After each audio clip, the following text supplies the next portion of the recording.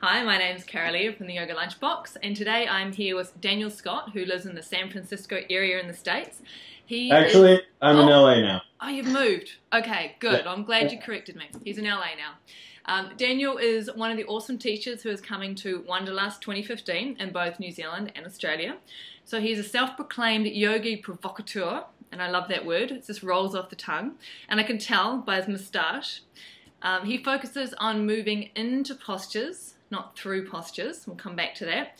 And he's a globally renowned Ashtanga Vinyasa teacher and an Acroyoga teacher.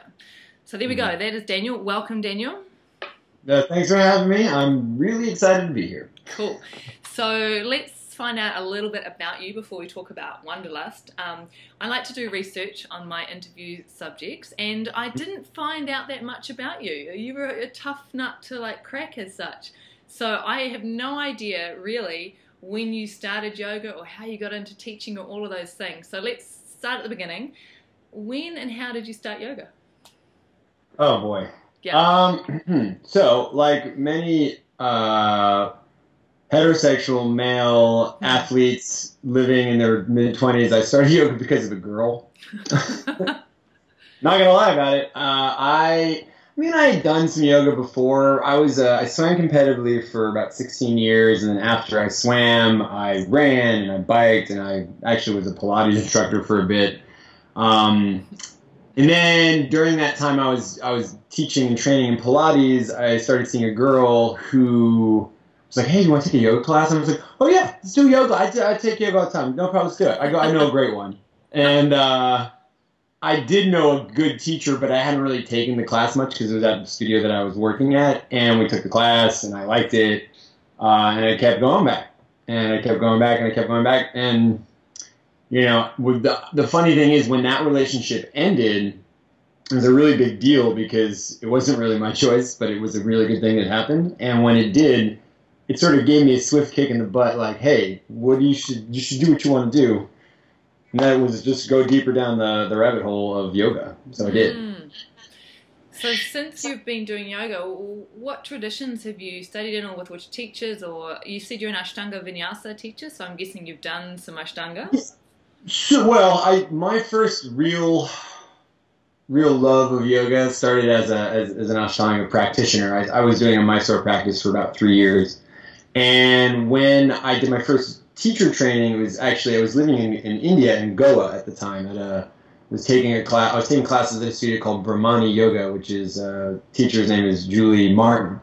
And I did their first training there. It was actually with, I think, an Australia. Her name is Rachel Hull. She's an Ayurvedic Vinyasa instructor. She's actually based out of Australia or Bali at this point. So I started with her, but kept going back for the Ashtanga, which was at the studio, and then I studied with Julie. So I actually have almost 1,000 hours in Ashtanga Vinyasa and this Ayurvedic Vinyasa flow, which all kind of comes down to it's just yoga. Yeah. I taught yoga. But all of that was sort of in line to become an Acroyoga certified teacher, which at the time I was in the 4th teacher training, and now I think there's been over at least 15 or 16 now, but I was in the 4th one. It was one of the first ones that actually required you have a yoga certification. So I was so in love with that practice that I started doing all the things necessary in order to become an Acroyoga teacher, which is now pretty much my main focus as I travel around. Yeah. So what was it about Acroyoga that really grabbed you? Oh, man. Have you ever really let yourself, truly trust someone? Have you ever, really, because, if you're like a human, you're probably some level of a control freak, right? So I think what really grabbed me was, one, the ability to allow myself to let go, which is a weird thing. It's like an actual skill to allow myself not just to move, but to be moved, which is huge. And it keeps getting more and more interesting every day.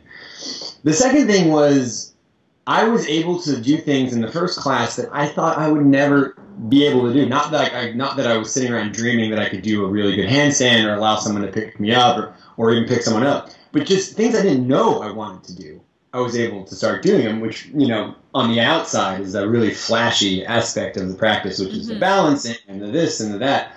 But what was really the grab was the substance, the thing, the stuff you feel when you create this space, that trust, that emotional ability to really connect with not just a partner, but with yourself, and then see what amazing possibilities are able to come from that. So. I guess the thing with acroyoga is it'll be a dual focus. Like when you're ordinarily doing yoga, your whole awareness is on your internal experience.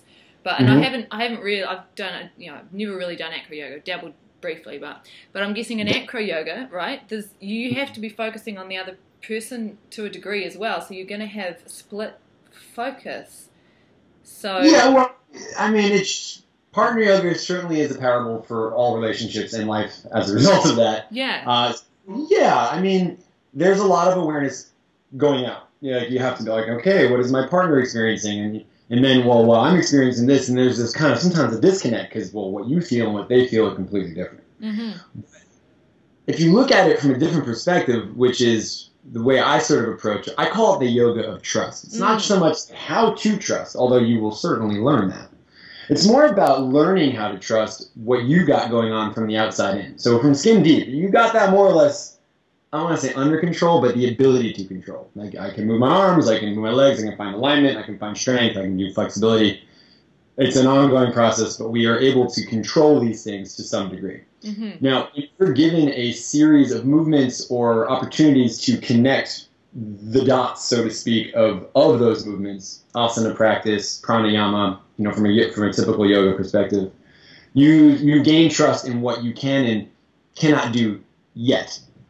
So when you do that in tandem with someone else doing the same thing, and in the beginning just normal asana practice or normal weight sharing or counterbalance, the moment you realize that you can do something and it's fairly easy, and you see someone else go through that same process, also doing it fairly easily and also having fun, well, why not? The next logical progression is to extend past the outside in and go actually from the inside out and extend that line from shoulder to elbow to wrist, maybe to another elbow to another shoulder, maybe to be able to share your weight with them.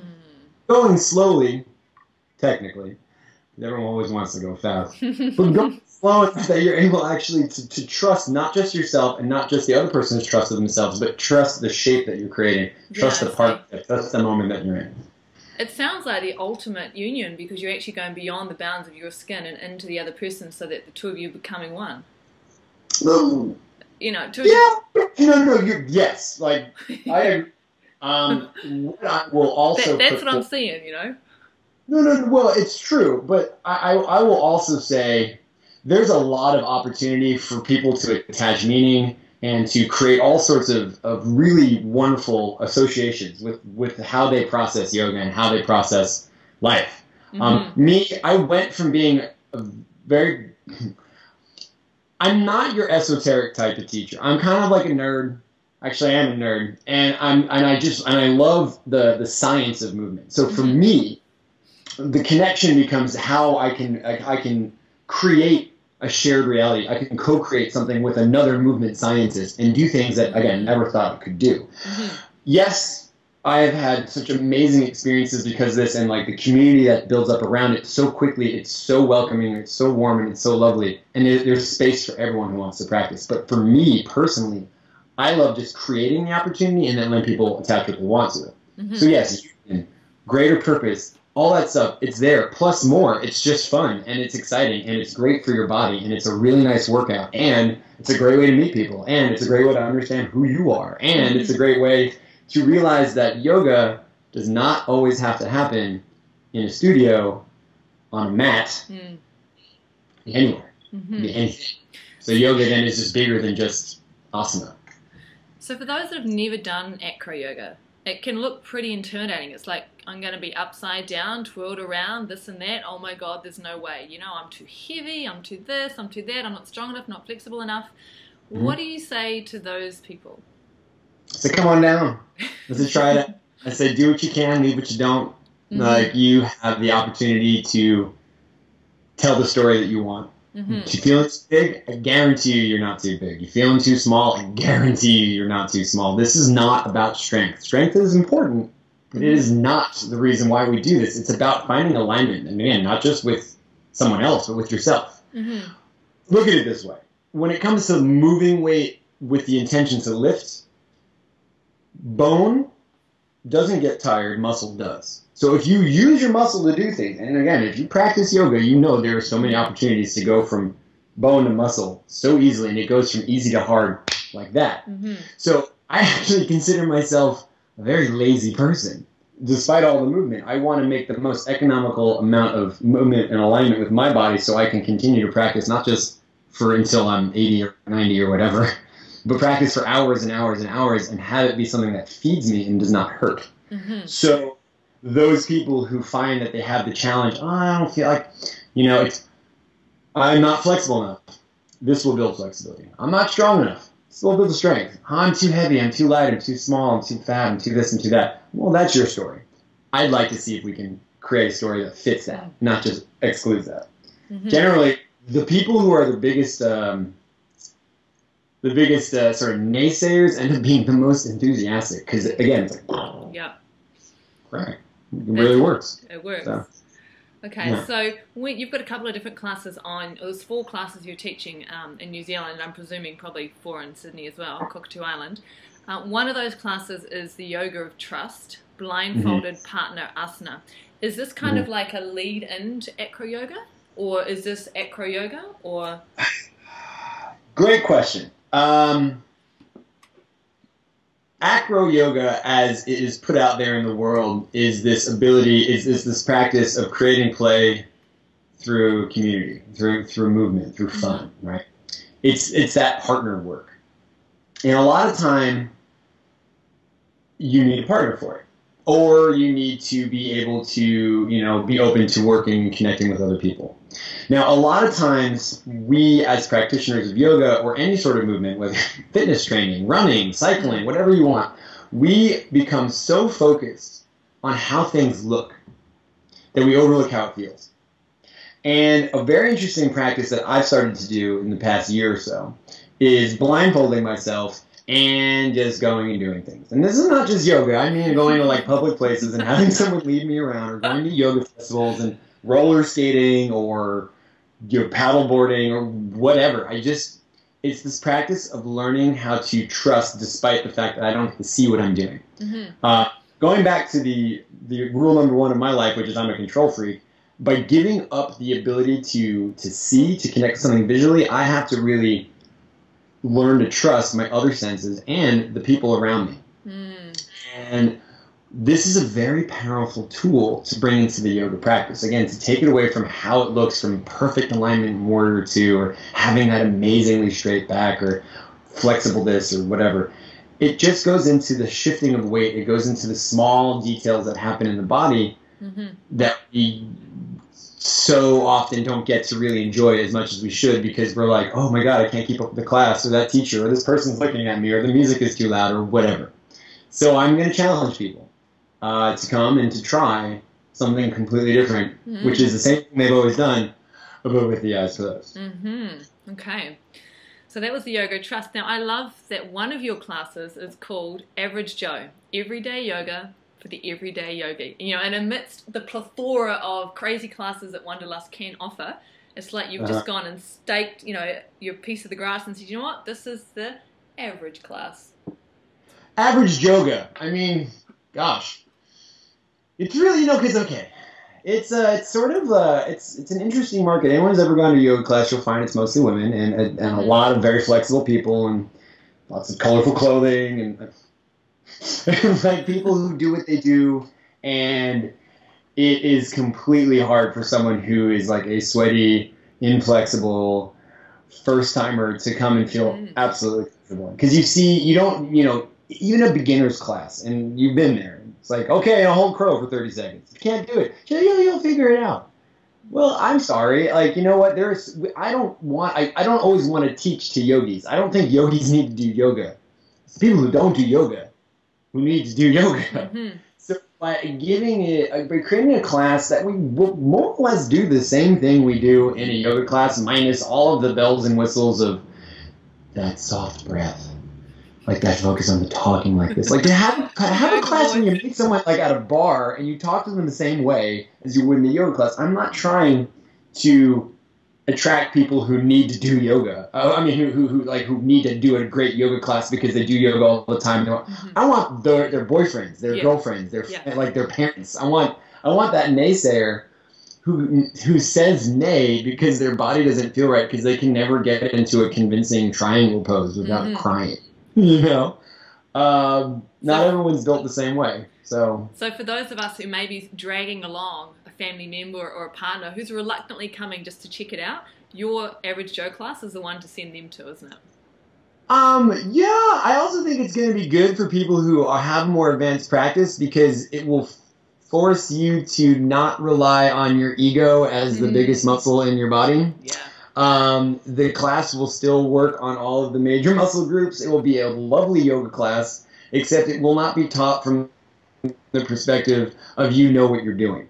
I would like you to be able to not go to the, there's something my friends and I say is that you should, it's a little bit risque to say, but basically the idea is you should bend where you're inflexible and be strong where you're flexible. That when you're a very flexible person, the last thing you really need to work on is flexibility. It's strength. It's just patience. If you're a very strong, I guess, inflexible person, you shouldn't work on your strength. You need to work on softening. Again, this is patience. So a lot of times when a person who feels they're advanced because they can do all the poses goes to continue to go down that crazy path of trying to have an arms race and be the most flashy, yoga, the 17 vinyasas in one class with all the push-ups and coming in the handstand. When you slow that person down, those are the people who get the biggest, oh my gosh, it feels really good to be here. I'm not trying to leave. Moving you into a posture instead of through it. So let's talk about that a little bit. You kind of just explained what it is, but what is that sense of moving into rather than through? I used to go to a lot of classes when I lived in New York City. The first 10 years of my adult life, I moved there, and that's sort of where I started doing yoga. And I gotta say, as a guy who started doing yoga, not from a background of dancing, or not from the heart space, it was somewhere else, not from a place of going for the spirituality of it. I just wanted something else to do, and then eventually it got me. But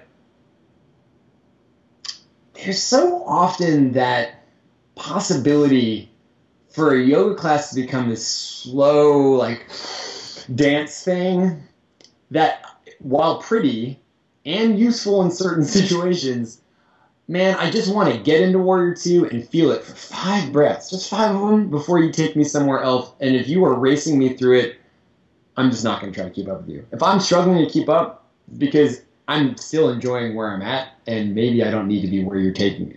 So instead of having the distraction of step your right foot forward, and take your shoulders back, and hop down this, and do that, it gets you into a posture, and then the posture begins once you really set the feet and the hips above the shoulder, this, that, and that, when you find the alignment, take a breath, and then begin. Are you moving? Are you being moved? It's your choice. Sometimes, and sometimes it's not. So you got to play both sides of the coin. I get that now. Now, have you ever been down to New Zealand? This will be my first time going anywhere on that side of the planet.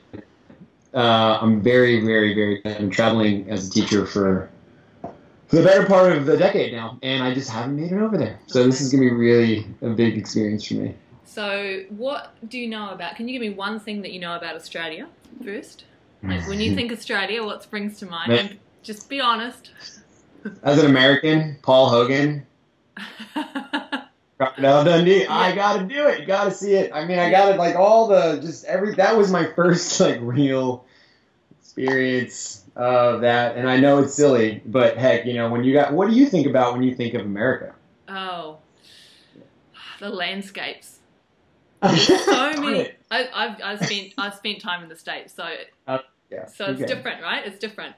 Yeah. Well, what I'm really excited about is there is a wonderful storied history of the countryside, of the indigenous people, of the different cities having such real cultural and ethnic flavor. I'm really excited. I'm a big fan of street art, and there's a lot of really good street art coming out of Australia and in New Zealand. I mean, it's just, they're both beautiful countries. I'm excited to go to a glacier, and then a volcano, and then just like a clear water lake, and then go to a beach, and then all these things within, I don't know, a few hours. That's true. So what is the first thing, because I didn't get to ask you, what's the first thing that comes to mind when you think of New Zealand? Oh, man. Because I'm such a pop culture person, I think of Lord of the Rings and The Hobbit. Cool. It's a curious question to ask people. That's awesome. All right, one final question. What are you most looking forward to about the entire Wanderlust experience? So when I first moved to California, the first real big yoga experience that I had on coming to the West Coast was going to the Wanderlust in Squaw Valley in Tahoe. And this was 4 years ago, and I just loved it. It was so good. It's an amazing community. I've seen the festival really grow from something fairly small to now this worldwide force of power of yogic expansion and journey that I've gone back every year, and it's been almost a vacation for me because I work so hard and I travel so much. To be able to go and be a participant, not so much an observer, but a participant and then a contributor. Like, this is that third step that I'm so excited to be able to really go and not only share what I love to do, but with a community that I've never, ever experienced, that hasn't experienced me, and to bring a lot of that energy from where Wanderlust really started to where it's going, like to be able to pack a bag and share that. Fantastic. There's nice continuity there, with isn't there? I'm just a bearer. I'm just going to bring the energy and pass it humbly off. I mean, it's just teaching is a gift for me because I'm the student. I learn from every class that I get to share. But to do this in a festival environment where people are so open, and I'm presuming that yoga is a fairly newish thing for New Zealand and Australia. In that this is like the first multi-day festival that they're doing, at least Wanderlust. Is that correct? It's first multi-day festival Wanderlust is done down here. Right. So, I mean, surprisingly enough, one of America's biggest exports is yoga. That's so true. I guess I'm honored that I get to come as an ambassador of just someone who's been doing it enough that I can be like, hey, check this out. I know these things. You want to try them? It's great. Awesome. Ta-da. Cool. Well, I'm sure both New Zealand and Australia are stoked that you're coming down. And if people want to sign up for your classes, I'm guessing they need to do it pretty fast because I know that some of those classes are filling up. So if they want to experience any of your things, they need to get in on there. I will also be doing a selection of workshops around both New Zealand and Australia from mid-January to mid-February to up until Wanderlust. So if people are interested in maybe dropping in, might even come towards you. Awesome. I can send you that information. My website, danielscottyoga.com, facebook.com/danielscottyoga. It's all there. But you can always catch me at Wanderlust, and I will be most happy to give people high fives. Awesome. Thank you so much, Daniel. Thank you very much.